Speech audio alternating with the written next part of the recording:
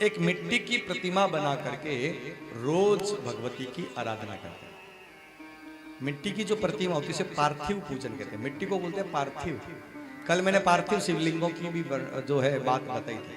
आज किसी ने मुझसे पूछा महाराज ये पार्थिव शिवलिंग की बात मुझे समझ नहीं आई।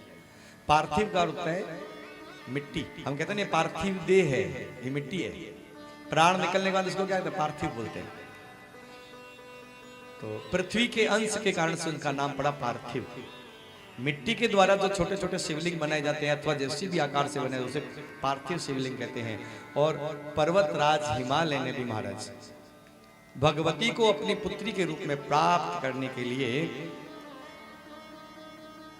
मिट्टी की प्रतिमा बना बना करके पूजा अर्चना की। एक ही प्रार्थना, कैसे भी करके देवी मेरे घर आए। और देखिए हम कथाओं के माध्यम से बार बार ये निवेदन करते हैं, बेटा भाग्य से प्राप्त होता है, नोट करके रखिए।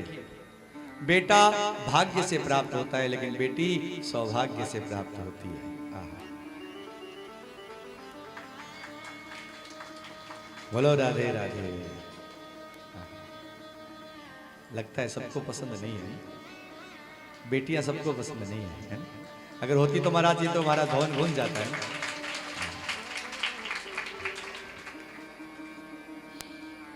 पर्वतराज चाहता है महाराज स्वयं जगदम्बिका मेरे घर बेटी बन करके आए और इसके लिए प्रार्थना कर रहे हैं।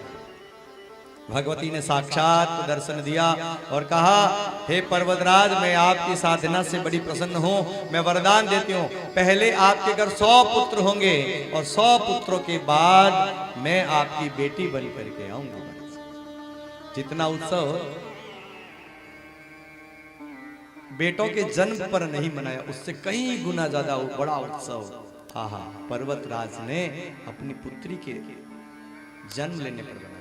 हमारे ये सनातन धर्म में कहीं है ही नहीं कि महाराज पुत्री की उपेक्षा की जाए।